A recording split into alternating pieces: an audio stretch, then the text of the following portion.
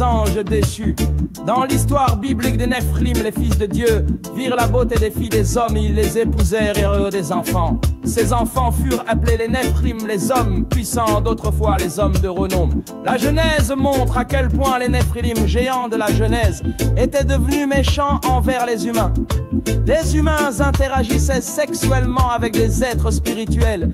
Aucun détail n'est donné sur la façon dont cela était possible, mais le verset suivant de la Genèse dit: la méchanceté des hommes était grande sur la terre, et toutes les pensées de leur cœur se portaient chaque jour uniquement vers le mal. Cette brève histoire est captivante. Qui sont ces fils de Dieu? Et que représentaient les Néphilim? Enoch propose un développement de cette histoire biblique dans les chapitres 6 à 11. Les Néphilim sont-ils des anges déchus? Dans Enoch, les fils de Dieu sont les fils du ciel. Des êtres angéliques dirigés par Shemi Hazar. Le nom Shemi Hazar, Shemi Hazar signifie mon nom à vue est parfois vocalisé comme Sémiaz de Sémiazar. non, fait référence à Dieu, donc le nom évoque Dieu qui veille constamment, c'est ironique, puisque Dieu verra cette rébellion et jugera Shemi Hazar. Certains lecteurs cherchent une référence à Satan comme chef des anges déchus dans le livre d'Enoch. Cependant, au fil du récit, Azazel apparaît comme le meneur, mais plus tard, Enoch intercédera en sa faveur. Ceci illustre à quel point il est absurde de projeter l'angélogie chrétienne moderne sur un Enoch. Azazel n'est absolument pas la version moderne de Satan. Les 200 anges prêtent serment de descendre au mont Hermon, de trouver des femmes à épouser et d'avoir des enfants avec elles. Enoch 6, 7 et 8 énumèrent les noms des chefs de ces anges. La plupart portent des noms faisant référence à Dieu. Remachel, soir de Dieu, ou Kokabel, étoile de Dieu.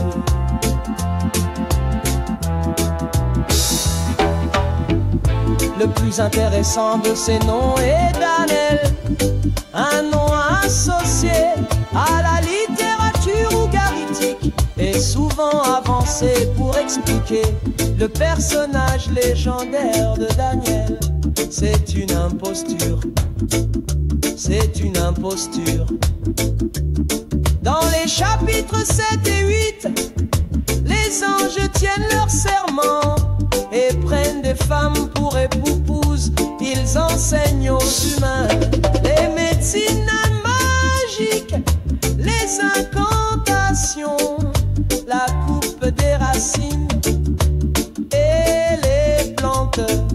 L'origine de la médecine populaire est donc attribuée à ces êtres angéliques. Les enfants des anges sont des géants de 300 coudées, d'une hauteur improbable de 137 mètres. Ces géants mangent tellement de nourriture que les humains ne peuvent plus les nourrir. Ils se mettent à dévorer les humains ainsi que toutes sortes d'animaux. Le texte souligne notamment qu'ils buvaient le sang des animaux péchant contre eux. Dans le récit biblique du déluge, l'alliance avec Noé inclut un commandement concernant la consommation de sang. Un Enoch 7, 8 est une réflexion sur ce commandement, probablement donné parce que le monde antédiluvien consommait effectivement du sang. Outre l'apprentissage de l'interprétation d'un large éventail de signes, ils enseignent aux humains la magie médicinale. L'ange Azazel leur enseigne le travail du métal. notamment la fabrication d'ornements et d'armes. Il leur apprend également à fabriquer du fard à paupières et d'autres ornements. Il pourrait s'agir d'une polémique contre la pratique païenne du maquillage lors de leurs cérémonies religieuses. D'autres anges enseignent aux humains l'observation des étoiles, astrologie et divination et les signes de la lune. Ces anges sont responsables de l'enseignement de toutes sortes de pratiques pécheresses. Face à cette oppression, l'humanité pousse un cri qui monte jusqu'au ciel. Cette extension détaillée des récits bibliques accuse les anges maléfiques d'avoir révélé aux humains des mystères qui les mèneront au péché. Ce n'est pas la rébellion d'Adam dans le jardin qui est responsable du mal humain, mais les anges maléfiques qui ne demeurent pas à leur place. De plus, le déluge n'est pas le résultat du péché humain, mais de la rébellion de ces anges. Il s'agit d'une réécriture significative de la vision du monde de Genèse 6. Quelle est la motivation de l'auteur pour ce transfert de responsabilité ?